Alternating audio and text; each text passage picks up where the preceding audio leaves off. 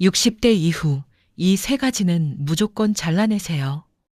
60 넘어서 오히려 더 힘들어진 사람들에겐 공통점이 하나 있습니다.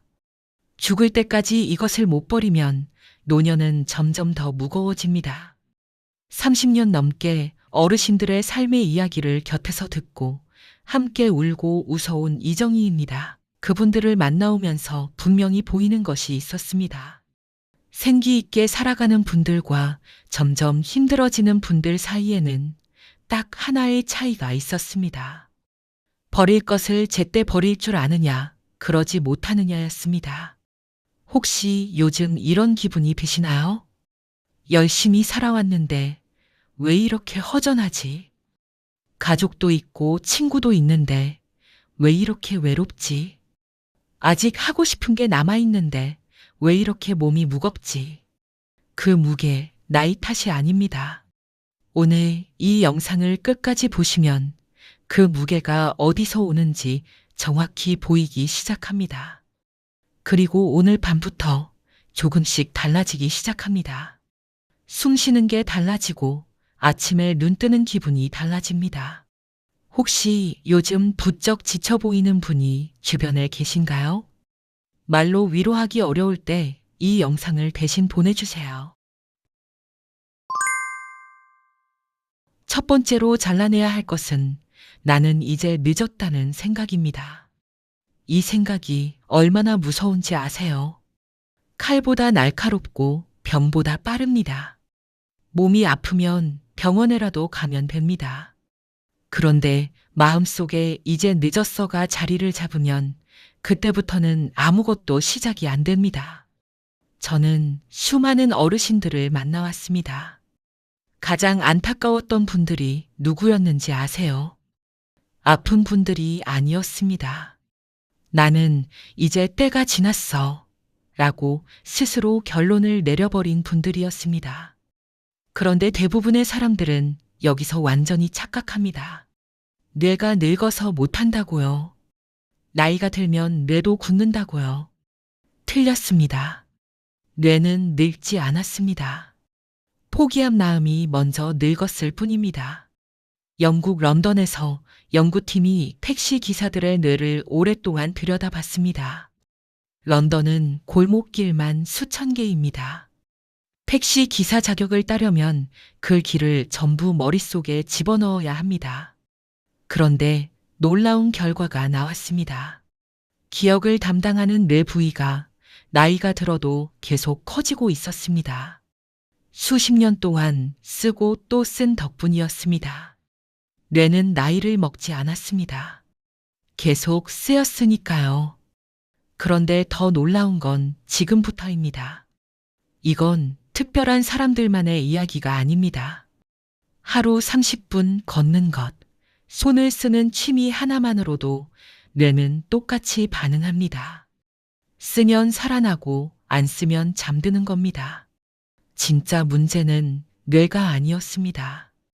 어차피 안 돼 라고 먼저 선언해버린 마음이었습니다. 70대의 그림을 시작해서 개인 전시를 여신 분이 있습니다.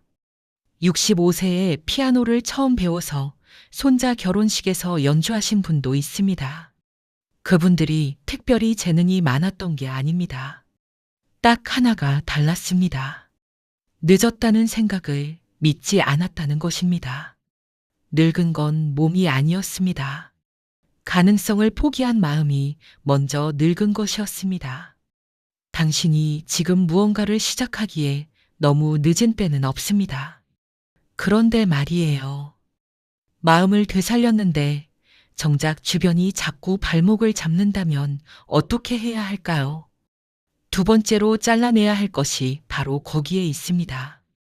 인생은 60세에 끝나는 것이 아니라 비로소 시작됩니다. 그런데 여기서 잠깐 한 가지만 더 여쭤볼게요. 60이 넘으면 이제 인생은 내리막뿐이라고 생각하신 적 있으신가요?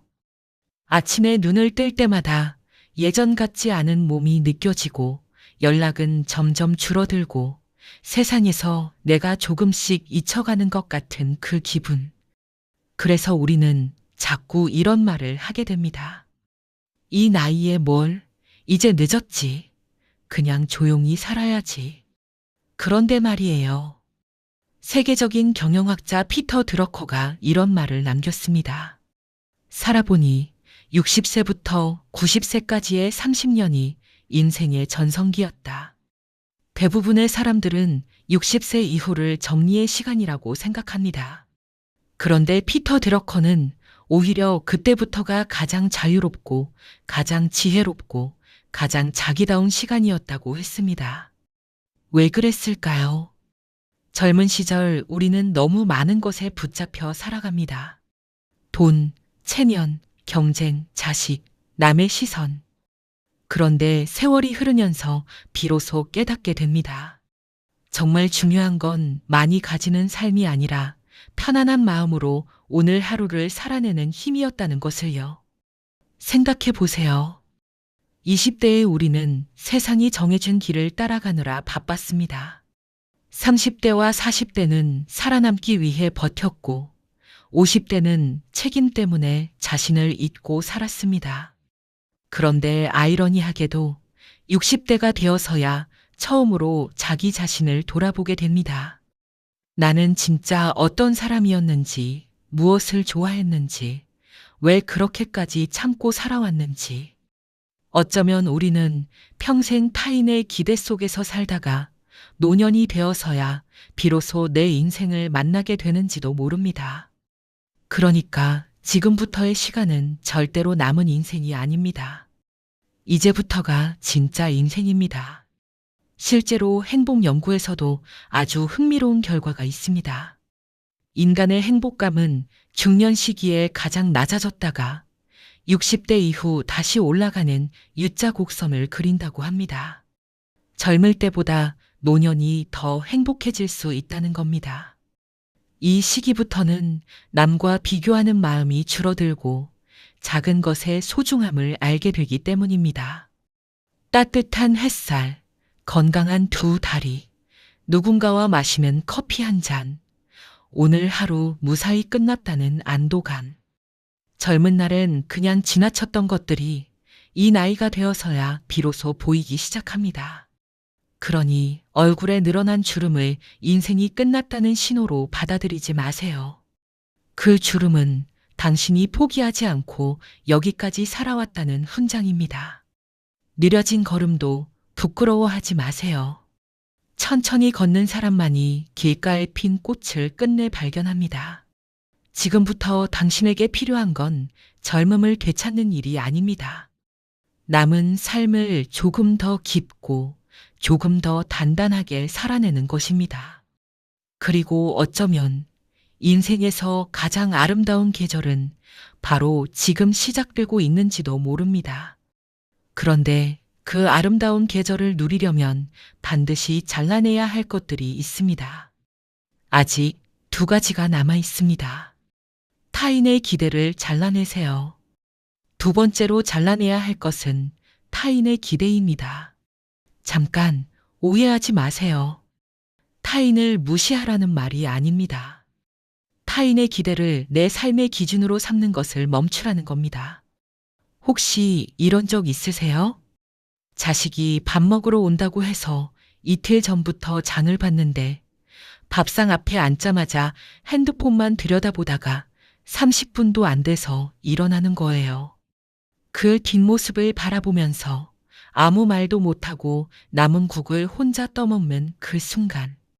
서운한 건지, 화가 나는 건지, 아니면 내가 너무 많은 걸 바란 건지, 그것조차 헷갈리는 그 기분.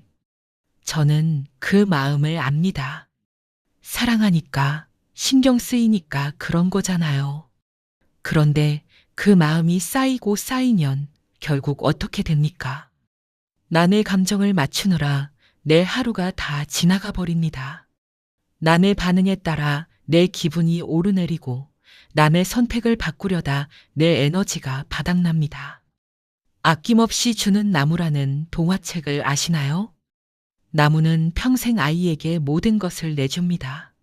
사과도 주고, 가지도 주고, 줄기도 주고, 마지막엔 그루터기만 남아서 앉을 자리를 내줍니다. 그 나무가 행복했다고 책은 말합니다. 그런데 저는 그 책을 처음 읽었을 때 마음 한켠이 이상하게 아팠습니다. 나무는 정말 행복했을까요? 아니면 그냥 주는 것 말고 다른 방법을 몰랐던 걸까요? 우리 세대가 꼭 그 나무 같습니다. 자식에게, 남편에게 집안을 평생 내어주고 또 내어줬습니다. 그러다 어느 날 거울 앞에 서면 그루터기처럼 덩그러니 남은 나 자신이 보입니다. 그런데 그 동화책에 빠진 이야기가 하나 있습니다. 그루터기에서도 세 가지가 돋을 수 있다는 것입니다. 혹시 댓글에 한 줄만 적어봐 주실 수 있을까요? 지금 내 안에 아직 돋아나지 못한 가지가 있다면 그게 무엇인지.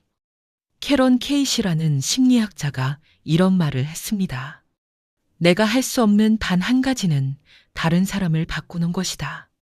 처음 이 말을 들었을 때 얼마나 많은 분들이 가슴을 쓸어내리셨을까요? 우리는 평생 바꾸려 했습니다. 아이가 내 말을 들어주길 바랐고, 남편이 달라지길 기다렸고, 며느리가 조금만 더 이해해 주길 원했습니다. 그 기다림이 얼마나 길었습니까? 그 기다림 속에서 얼마나 많이 상처받으셨습니까? 그런데 한 번도 이런 생각을 해보신 적 없으세요? 혹시 내가 바꿀 수 없는 것을 바꾸려고 이 오랜 시간을 쓴 건 아닐까? 당신은 평생 남의 인생을 대신 살아주느라 정작 자기 인생은 시작도 못했는지 모릅니다. 자식이 어떤 선택을 해도 그건 자식의 인생입니다. 배우자가 변하지 않아도 그건 그 사람의 인생입니다. 내가 어떻게 할 수 없는 것들에 에너지를 쏟는 동안 내가 할 수 있는 것들이 조용히 기다리고 있었습니다.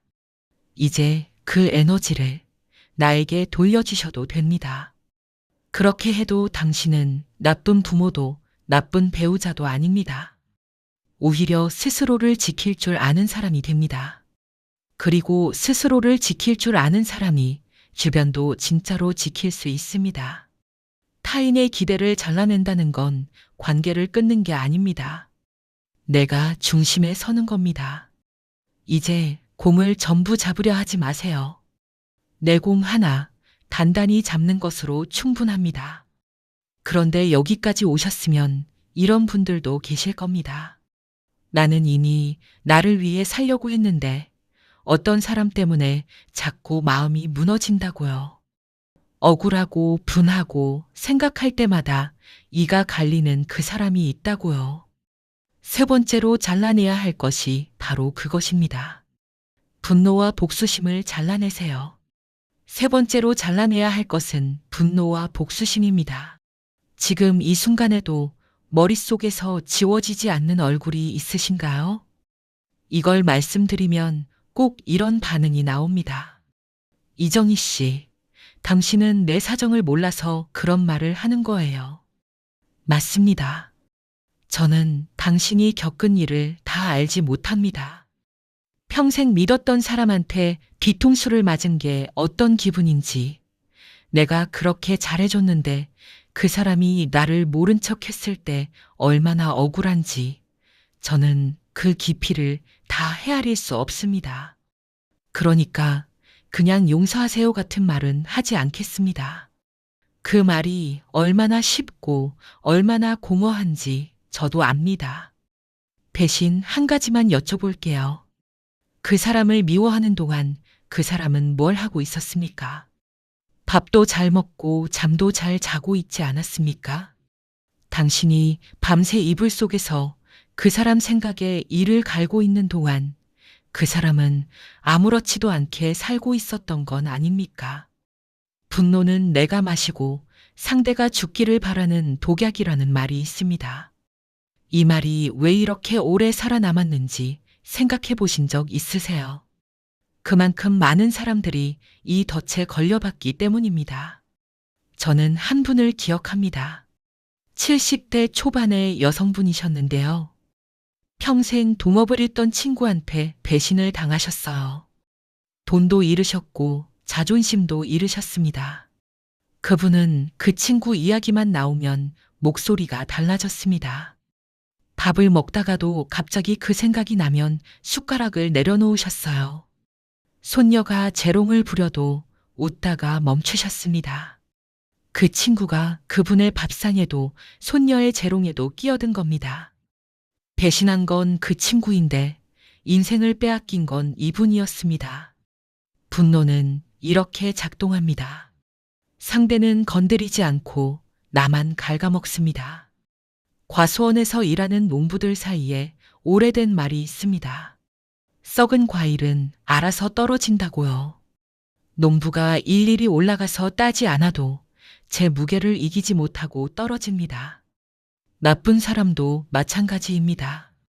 내가 복수하지 않아도, 내가 애쓰지 않아도 그 사람은 결국 자기 방식대로 살다가 자기 방식대로 무너집니다. 세상은 생각보다 공평합니다. 다만 그 시간이 내가 원하는 때에 오지 않을 뿐입니다. 그러니 그 시간을 기다리느라 내 시간을 쓰지 마세요. 그렇다고 감정을 억누르라는 게 아닙니다. 화가 날 때 화를 안 내면 그 화는 어디로 갑니까? 안으로 들어갑니다. 몸으로 들어갑니다. 그래서 저는 이 방법을 권해드립니다. 감정이 폭발하려는 순간 딱 10분만 자리를 피하세요. 밖으로 나가도 좋고 화장실에 들어가도 좋습니다.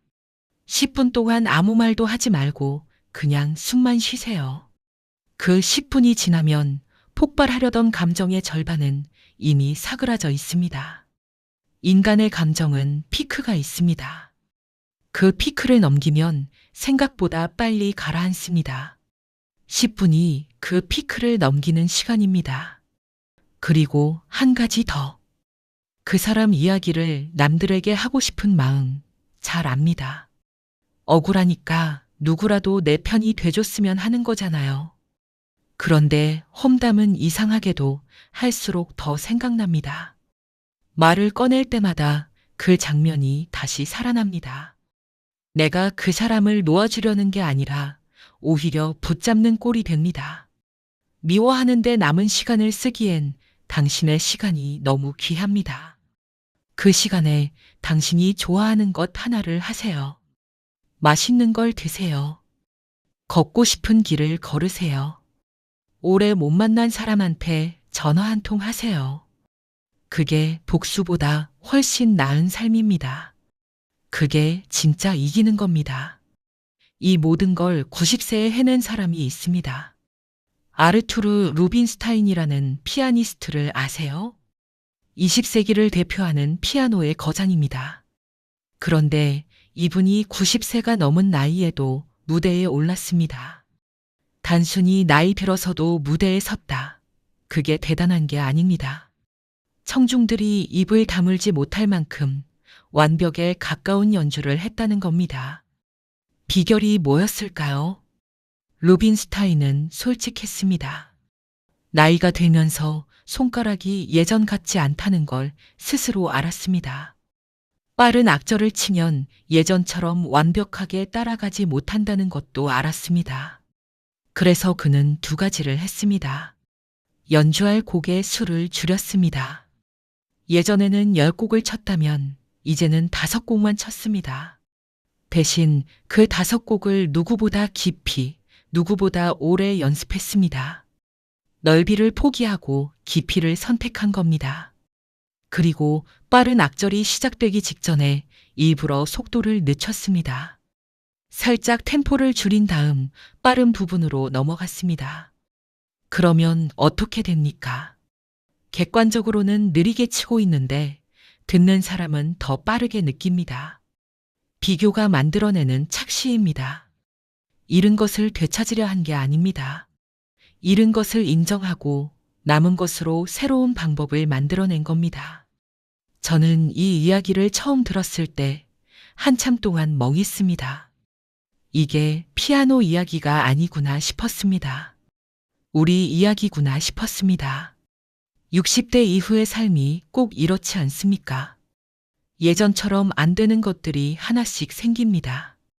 기억력이 예전 같지 않고, 체력이 예전 같지 않고, 인간관계도 예전 같지 않습니다. 그걸 붙잡으려고 애쓸수록 더 힘들어집니다. 루빈스타인은 그 싸움을 일찌감치 그만뒀습니다. 대신 이렇게 물었습니다. 지금 내게 남은 것으로 무엇을 할 수 있을까? 그 질문 하나가 90세의 거장을 만들었습니다. 당신에게도 지금 남아있는 것들이 있습니다. 평생 쌓아온 경험이 있고, 수십 년을 견뎌온 감각이 있고, 젊어서는 몰랐던 여유가 있습니다. 그걸 어떻게 쓸 것인가? 그게 지금부터의 질문입니다. 잃은 것을 세는 사람과 남은 것을 쓰는 사람. 행복한 노인은 늙지 않습니다. 같은 나이를 살아도 전혀 다른 인생을 삽니다. 아직 끝나지 않았습니다. 잘라낸다는 건 비워낸다는 뜻이고, 비워낸다는 건 자리가 생긴다는 뜻이니까요. 그 자리에 뭐가 들어올지 이제 당신이 정할 수 있습니다. 살다 보면 이런 순간이 옵니다. 아이들은 다 떠났고, 복적이던 집이 조용해지고, 달력을 봐도 딱히 기다려지는 날이 없는 그런 계절. 그 고요함이 처음에는 낯설고, 때로는 무섭기도 합니다. 그런데 저는 그 고요함이 사실은 선물이라고 생각합니다. 평생 처음으로 나만의 시간이 생긴 겁니다. 누구의 엄마도 아니고, 누구의 아내도 아니고, 그냥 나로서 하루를 시작할 수 있는 시간. 그게 얼마나 귀한 건지 젊어서는 알 수가 없습니다. 새는 2번 납니다. 알을 깨고 처음 날고, 둥지를 떠나 혼자 하늘을 만납니다. 2번째 비행이 더 높습니다. 혼자니까요. 무서울 게 없으니까요. 당신의 2번째 비행은 이제 시작입니다. 상처가 있어서 더 단단합니다. 많이 울어서 더 깊습니다. 오래 기다려서 더 잘합니다. 이 나이에 이렇게 살아있다는 것, 그 자체가 이미 대단한 일입니다. 아직 끝나지 않았습니다. 당신의 이야기는 아직 마지막 장에 이르지 않았습니다. 오늘 이 영상이 끝나고 나서 딱 한 가지만 해주세요. 거창한 건 하지 않아도 됩니다. 딱 하나만 하세요. 10분 밖으로 나가서 걸어보세요. 강연가 김창옥 교수가 심리적으로 많이 힘들던 시절, 프랑스에서 매일 산책을 하며 스스로를 치유했다는 이야기를 저는 강의에서 들은 적이 있습니다. 대단한 치료도 아니었습니다. 그냥 걸었습니다. 매일 조용히 혼자. 걸으면서 아무 생각도 하지 말고 발 아래 땅이 단단한 걸 느껴보세요. 아직 내 2발이 이 땅을 딛고 있다는 것을요. 그 10분이 어쩌면 당신의 내일을 바꿀 수 있습니다. 아직 내 인생은 남아 있습니다. 아직 내가 할 수 있는 일이 있습니다. 아직 나를 기다리는 사람이 있습니다.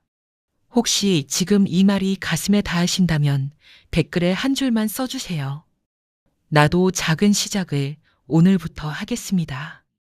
그 한 줄이 이 영상을 보는 누군가에게 큰 힘이 됩니다. 저희 어머니가 예전 60일 외할머니가 내가 60살이면 뭐든 다 할 수 있겠다고 말씀하셨대요. 그때는 그 말이 무슨 뜻인지 모르셨다고 합니다. 이제는 알 것 같다 하시며 저에게 이야기를 해주셨습니다. 늦지 않았습니다. 창문을 열고 바깥을 한번 보세요. 아직 세상이 거기 있습니다. 그리고 당신도 거기 있습니다. 혹시 이 이야기를 들으면서 떠오르는 얼굴이 있으셨나요? 말로 전하기 어려울 때 이 영상을 대신 보내주세요. 당신의 마음이 닿을 겁니다.